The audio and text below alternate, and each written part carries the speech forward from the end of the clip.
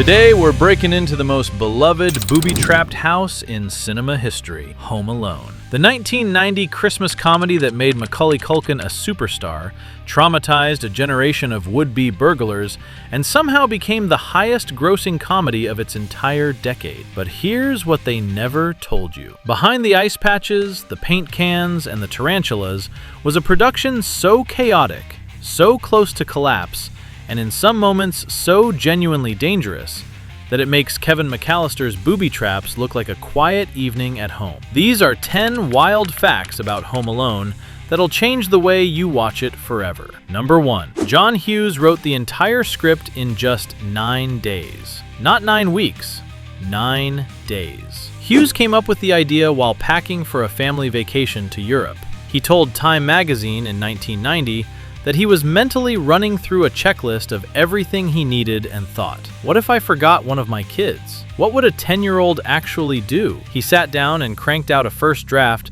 that people who read it described as less a polished screenplay and more a vigorous, brilliant scribble. The relentless pacing, the rapid-fire gags, the way the whole film feels like it's sprinting. That's not clever editing. That's a man writing on pure adrenaline who didn't stop to second-guess himself. 9 days. One of the most beloved holiday movies ever written. Number 2. Warner Brothers shut down the entire production over a budget argument of just over $1 million.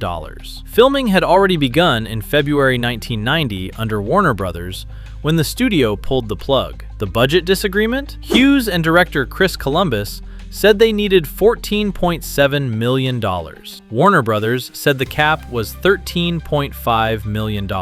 Over a gap of $1.2 million on what would become a $476 million film, the studio walked. Fortunately, the producers had already quietly been talking to 20th Century Fox, who swooped in and saved the entire cast, crew, and production immediately. Warner Brothers had the chance to own the highest-grossing comedy of 1990. They passed over pocket change. It is one of the most expensive penny-pinching decisions in Hollywood history. Number 3. Director Chris Columbus only got the job because he rage quit a Chevy Chase movie. John Hughes had originally hired Columbus to direct National Lampoon's Christmas Vacation, but Chevy Chase treated Columbus, in his own words, like dirt, and Columbus asked to be removed from the project before a single frame was shot. Hughes, understanding and grateful, handed Columbus the scripts for 2 new projects. Columbus read Home Alone and said yes on the spot. The Harry Potter director, one of the most commercially successful filmmakers of his generation, built his entire career on a personality clash with Chevy Chase. Chevy Chase being difficult on set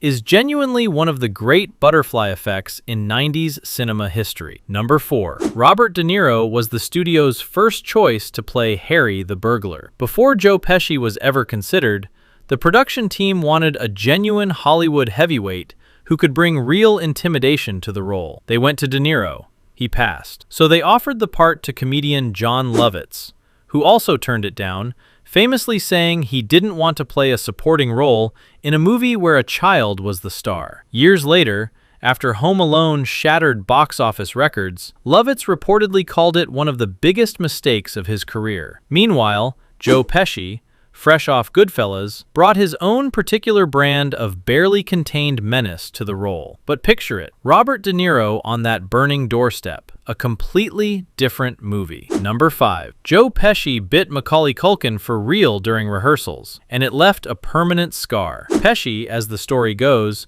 stayed so deep in character as the menacing Harry that he made it real. During a rehearsal for the scene where Harry threatens to bite Kevin's fingers off one by one, he bit Culkin, broke the skin. Culkin told the outlet Rule 42 in 2004. During one of the rehearsals, he bit me, and it broke the skin. I still have a scar from a rehearsal for a family Christmas movie. Joe Pesci was so committed to playing a cartoon burglar that he left a permanent mark on a 10-year-old. This is the same year the man won an Oscar for Goodfellas. He did not dial back the intensity for Kevin McAllister.